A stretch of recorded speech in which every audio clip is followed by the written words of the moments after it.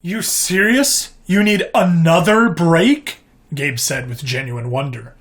The exhausted Uvil stared at him as if he was, well, an alien. How can you keep going?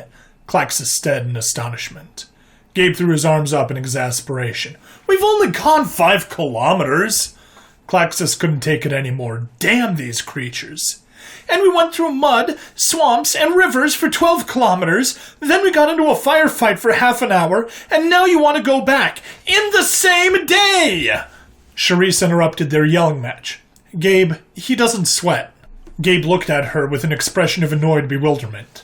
What the fuck does that even mean? I looked into the species of the Empire when they shoved a linguist on us. They don't sweat, or at least don't sweat as much as us. They also don't have a cardiovascular system that's remotely as robust as ours. She took off her rucksack and continued. We're literally the only persistence predators in the known galaxy, aside from dogs. Kinda.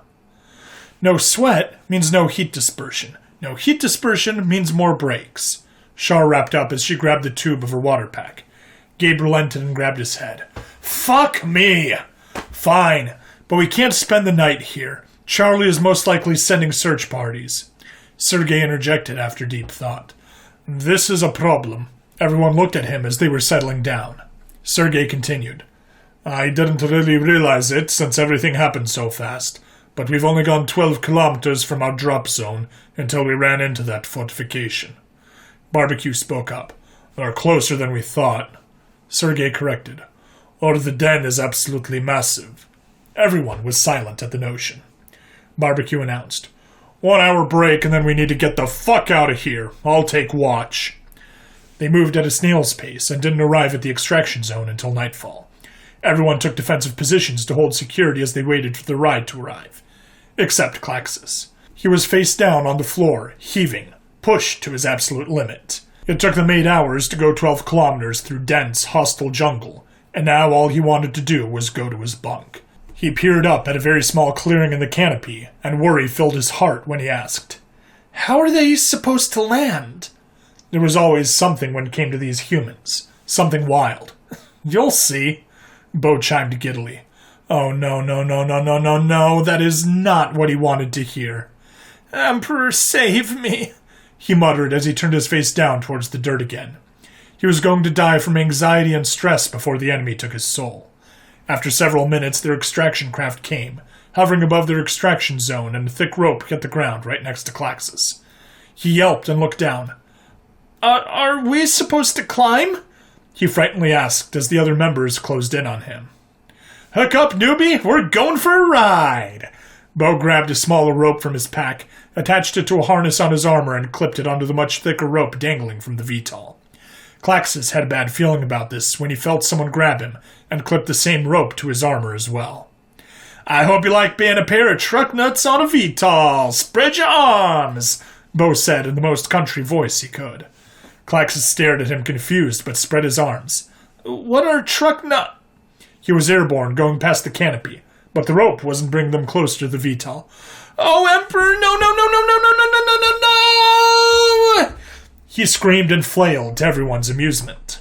It was going to be a long flight back, and the only thing that kept Klaxis from vomiting was the thought of laying down on his nice warm bunk, surrounded by his people. This nightmare would soon be over. He just had to endure for a little while longer, and then he would wash his hands of this entire thing. Klaxis felt peace and tranquility as he lay face down on his belly with his eyes closed.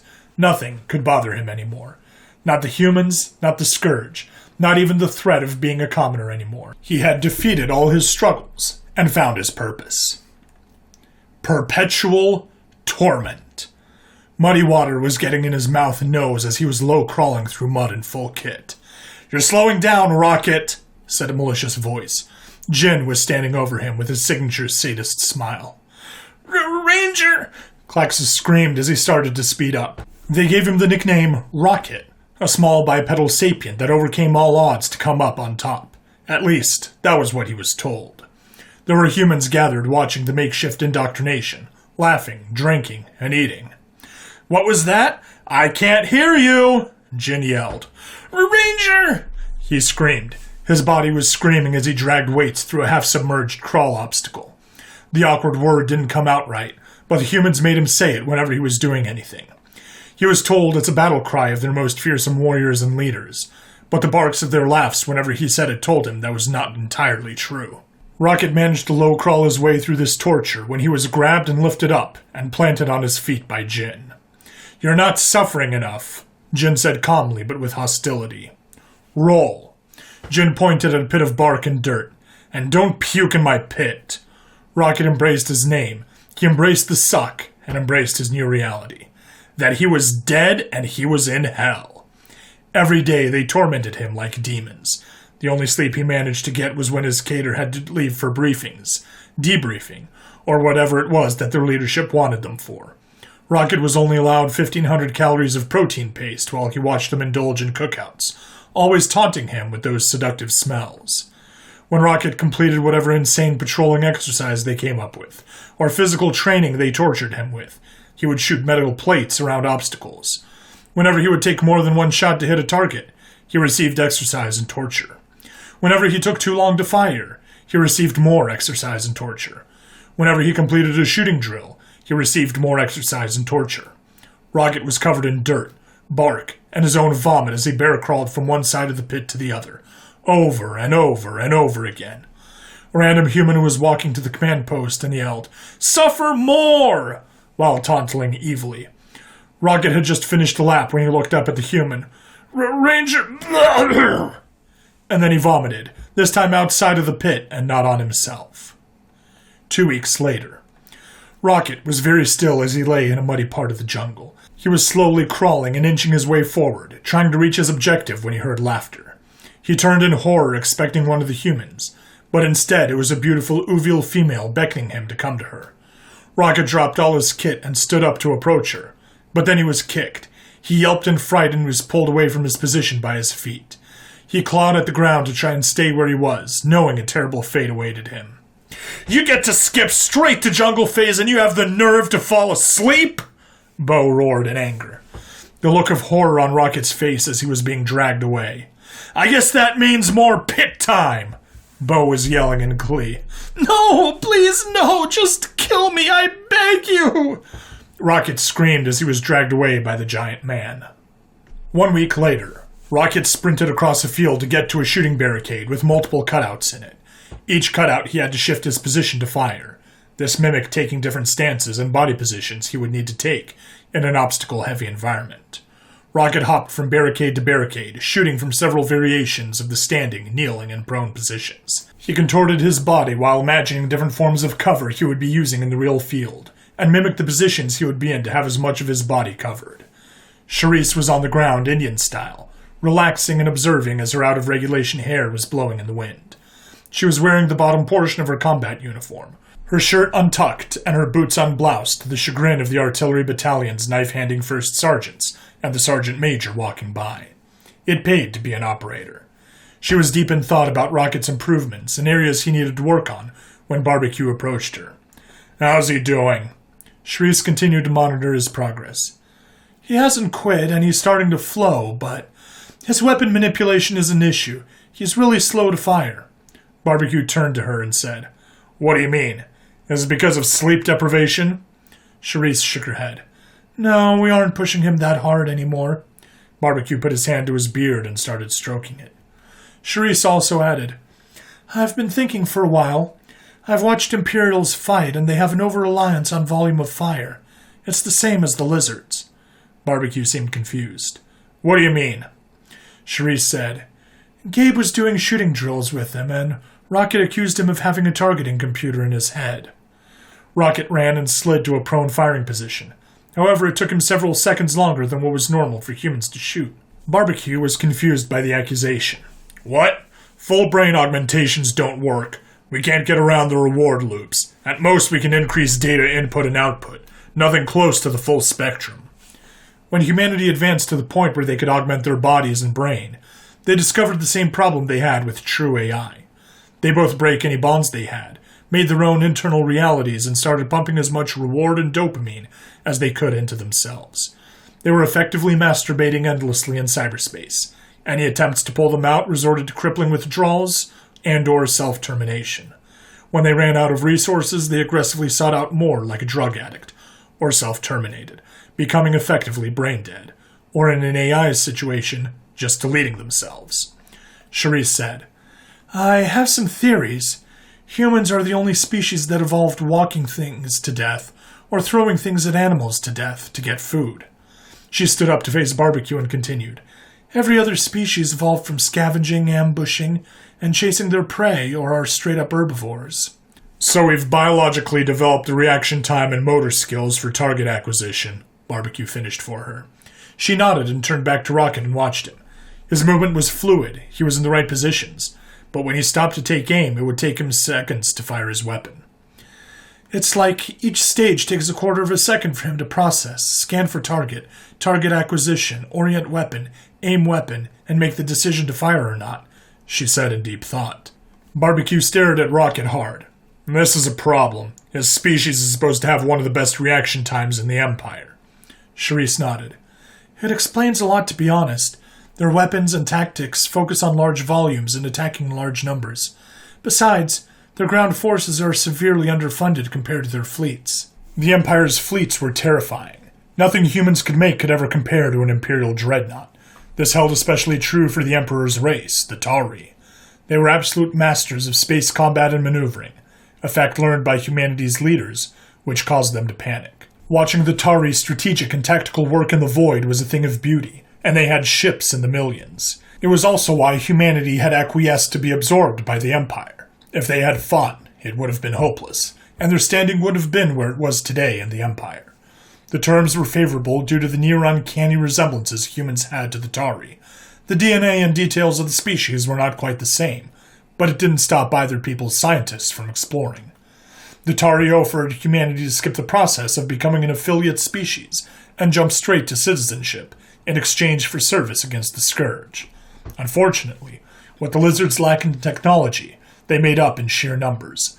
Billions of ships and billions more crew. Their population was estimated to be in the tens of trillions.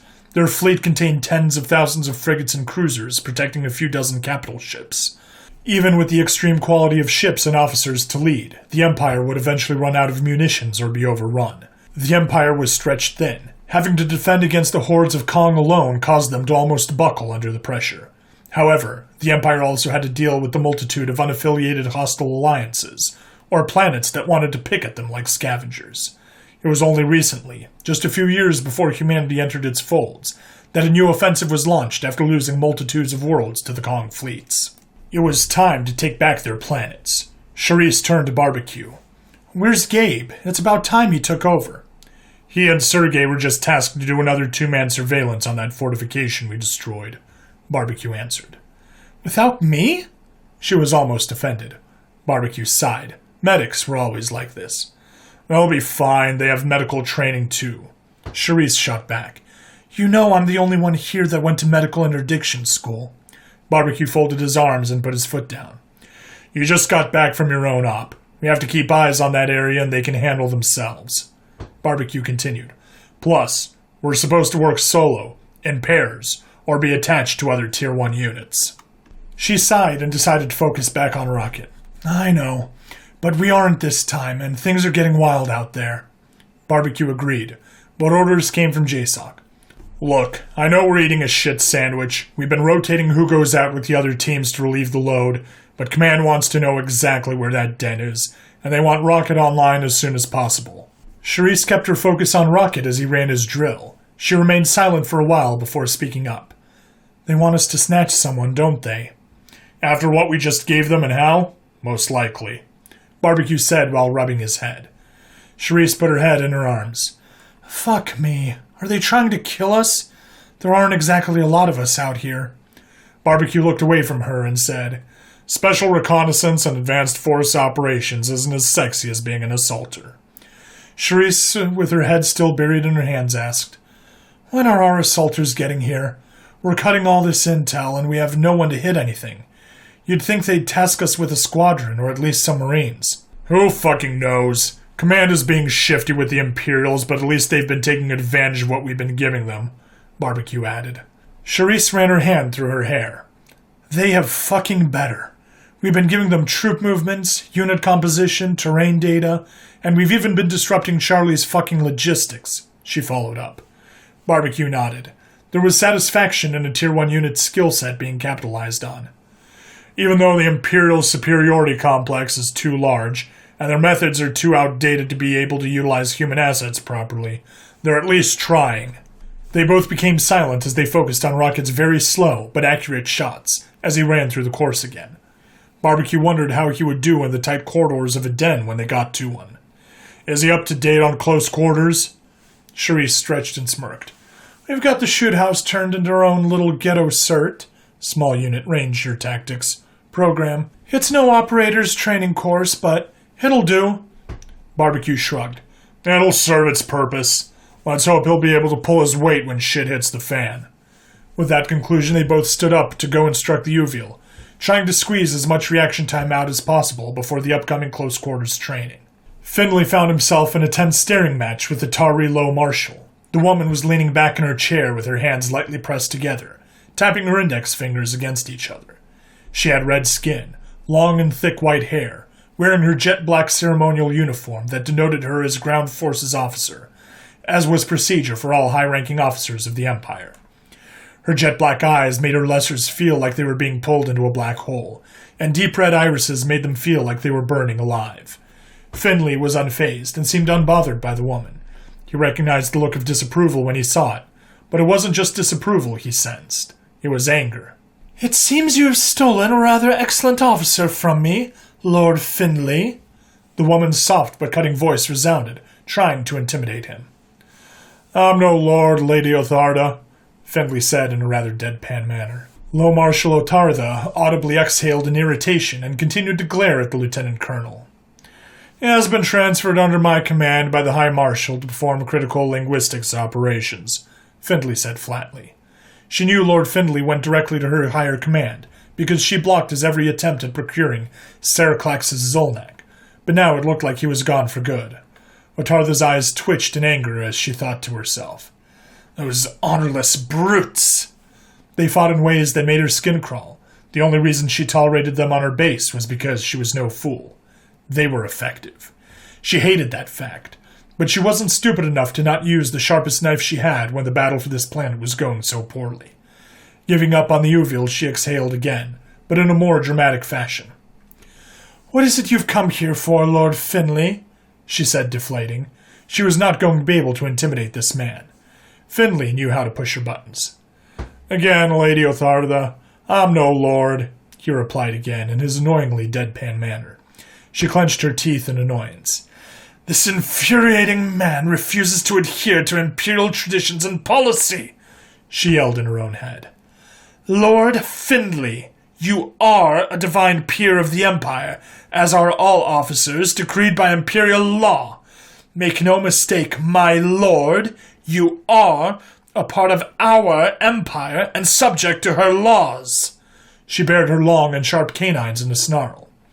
Finley was purposefully trying to get under her skin in spite, but what she said still bothered him greatly. He and every other human found the fact that they were being ruled by a monolithic theocracy that had a barbaric and oppressive caste system very distasteful. It wasn't all bad, though. They had lucked into a high social position in the Empire, due to some moron from the University of Tokyo, to the dissatisfaction of the Tari ruling elites.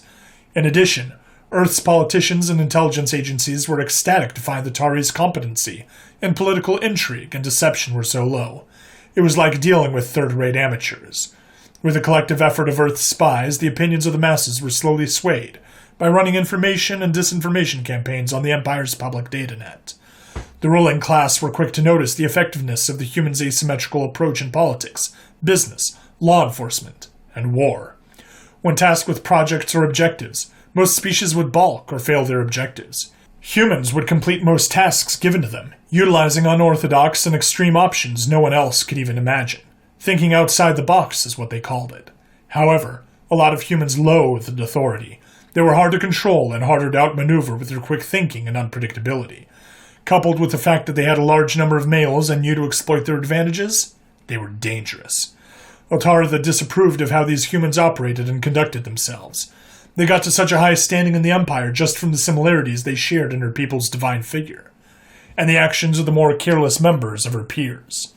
Tari were very similar to humans in appearance, If silhouetted, one could count the differences on one hand. You could barely spot how different they were until you shone a light and saw them side by side. The Tari were slightly larger than the humans, with females being as tall as the average human male. Compared to the male Tari, humans were considered petite. Under closer inspection, Tari physical features that differed were their jet black eyes and colored irises, long sharp ears, a long and thick tail, obviously long carnivorous teeth, and their skin pigmentation was anywhere between dark red or dark gray. But they were not only similar in appearance, it seemed they were very close genetically, causing the Grand Temple of Tar to claim they were also children of the divine. This pushed a higher-ranked Tari scientist to take it to heart and decided to test just how compatible they really were with a human scientist, which caused some diplomatic issues. The Tari and human couldn't fully gestate. There were complications with biology. However, that didn't stop the zealous pair from rectifying the problem. And now, with just a visit to a clinic, future couples were free to spawn as many hybrids as they wanted. Emperor save her. A high-ranking divine peer not only had a child with a lone-born, unaffiliated alien male, but a male child. It was true the female Tari were the aggressive gender when it came to courtship, due to the low male birth rate, and humans weren't unattractive. But her people shouldn't be that desperate. Otartha couldn't understand what caused such a refined lady to fall for a human, and if she was honest, she didn't want to know. When word came, the scandal would have been devastating to their society if leaked. An unaffiliated species was capable of breeding with the divine. This could only be rectified by inducting them not as low-born third-class citizens, but to receive the prestige and privileges of being first-class citizens. Putting them into this position would greatly reduce the political fallout and loss of face for the divine society. It was then spun as an act of passion between the divine and her high-born lover. This version of events was much more palatable than a high-ranking divine peer having a child with a low-born unaffiliated alien. However, this came at the very apparent displeasure of all the divine peers. The induction made the humans have parity with Tari commoners, which meant that they automatically fulfilled major conditions for divine peerage. Only Tari commoners and loyal and long-serving species were given a chance to be eligible for divine peerage, but humans achieved that on induction. It also helped that the divine oracles seemed to embrace them, seeing as the humans acted in ways similar to legends of scripture. The divine oracle referred to them as the exiled ones. Trading their souls and honor for depraved cunning, they eradicated the scourge from holy soil and chased them to the hells, where they remained trapped and became disfigured. However, upon the return of the scourge, so had the exiled ones.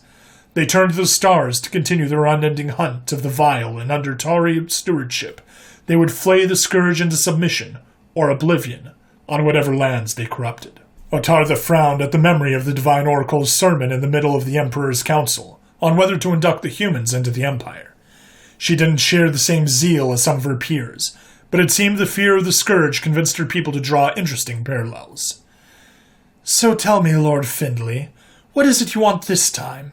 To steal another one of my talented officers?" she said in derision. Findlay leaned in, folding his arms on the table. His eyes pierced her own as chills ran under her spine. Otartha leaned back unconsciously as she stared into his soulless brown eyes, shivering, as he gave her a predatory smile. "Lady Otartha, I think we're nearing time for you to launch a major offensive."